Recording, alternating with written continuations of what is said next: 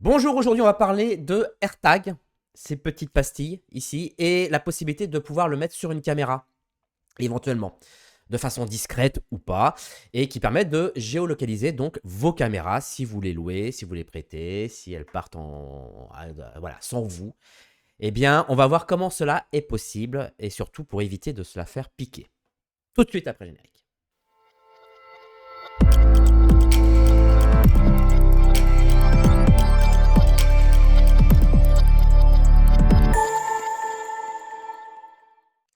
Alors d'abord, qu'est-ce que c'est que cette petite pastille? Donc c'est un petit truc de chez Apple.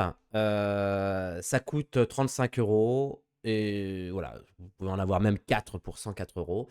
L'idée, c'est que cette petite pastille permet en fait de...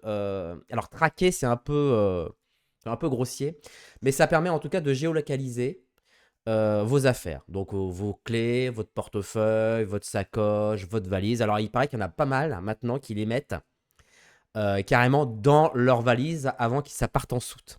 Moi, j'ai fait l'expérience parce que c'est juste savoir si la valise, elle part en même temps que toi, tu vois, dans l'avion, et de savoir si, quand tu arrives à destination, si la valise, elle est avec toi, enfin, pas loin de toi, ou alors elle est restée sur Paris.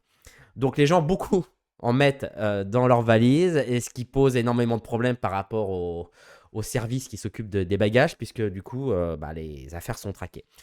Le principe, c'est que c'est Apple qui a lancé ça. À l'intérieur, il y a une pile CR2032 qui a une autonomie d'un an, mais moi j'en ai un et ça fait plus d'un an que ça fonctionne.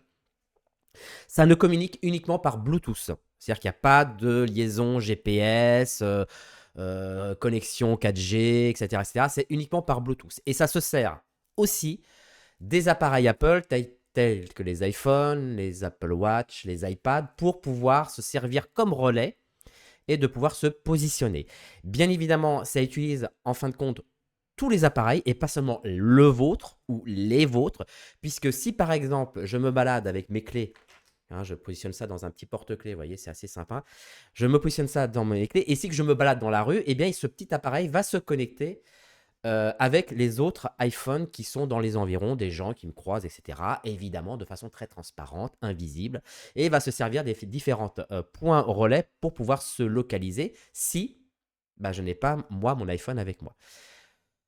Bien évidemment, la question se pose, c'est que peut-on traquer quelqu'un avec Apple a bien verrouillé le truc, ce qui fait que non, puisque au bout d'un certain temps, s'il n'est pas en liaison avec son iPhone, eh bien le truc se met à brailler en disant coucou, attention, je suis là.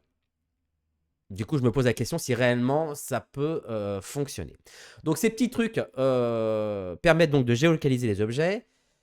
Et du coup, on s'est dit, tiens, si je loue ma caméra via, par exemple, la plateforme Likeyshare, ou que elle est en dépôt location, ou que je la prête à quelqu'un, ou que je ne sais quoi, ou tout simplement, je prends ma caméra avec moi, et si je me la fais voler, est-ce qu'il y a la possibilité, oui ou non, de pouvoir la tracer?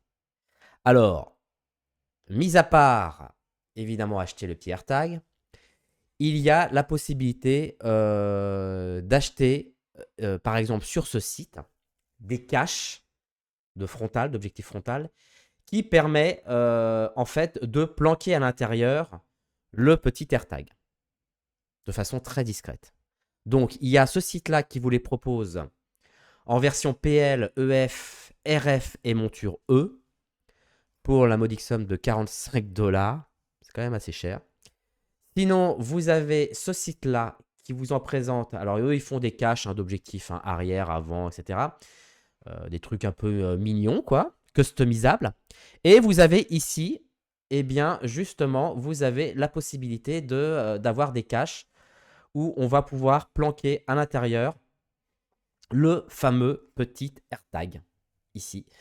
Ce petit bouton que vous allez planquer à l'intérieur. Alors là, vous allez choisir la monture. Alors eux, ils proposent pour l'instant que du PL et du LPL. Après, vous pouvez faire un petit design que vous pouvez uploader un logo. Et du coup, vous pouvez mettre le logo que vous voulez devant votre capuchon. Et ça remplace tranquillement le capuchon de votre caméra. En tout cas, celui d'origine. Après, il y a eu aussi SmallRig qui propose, alors là, pour le coup, c'est un peu plus visible, carrément un truc qui se visse sur la cage. ici, ou à l'intérieur, ou carrément sur la cage au-dessus, comme ça, où vous avez évidemment, eh bien ça embarque carrément à l'intérieur le petit AirTag. D'accord? Puisque ça s'installe comme ça, on met le AirTag à l'intérieur, on revisse, hop, ni vu ni connu. Bon, bah voilà, sauf que ça fait un petit truc, un petit accessoire supplémentaire et qui vous permet de tracer aisément. Et mal, pour le coup, ça suit votre boîtier caméra, c'est-à-dire que ce n'est pas sur un capuchon. Je ne sais pas, si vous faites voler votre caméra avec l'objectif dessus, bah, il est sûr que le capuchon, il n'est plus dessus. Il est dans la caisse optique. Enfin, je ne sais pas où vous rangez vos capuchons de caméra, mais il sera peut-être dans la caisse optique ou peut-être dans le sac de face de l'assistant caméra. Donc, ici, au moins, il est accroché sur la caméra. L'idée, évidemment, c'est de pouvoir tracer grâce à son iPhone ou autre système de localisation Apple, en fait, notre boîtier, sachant que, attention, renseignez-vous bien, puisque à partir d'un certain moment, quand il a quitté votre téléphone, qui n'est plus en contact avec son téléphone, eh bien, pour des questions de prévention, de sécurité, pour pas, évidemment, vous l'avez compris, mettre ça sur quelqu'un pour pouvoir le tracer, le truc se met à brailler. Donc, j'ai pas fait l'expérience, j'ai pas fait l'essai, mais voilà, en tout cas, je pense que s'il détecte qu'il est en mode tracker pour traquer quelqu'un, il se met en mode sécurité. À essayer, moi je ne suis pas un grand spécialiste du AirTag, de voilà comment ça fonctionne et tout, mais à se renseigner. Mais en tout cas, moi je sais que c'est un truc qui est vachement pratique parce que moi qui ai l'habitude de souvent égarer mes clés, c'est assez pratique. Surtout que, alors là je ne sais pas si dans le cas c'est intéressant, mais du coup si par exemple vous vous éloignez de votre caméra, il vous prévient que attention, vous vous éloignez ou vous avez oublié volontairement ou involontairement la petite pastille qui est forcément sur l'objet ou sur les clés que vous avez peut-être avec vous.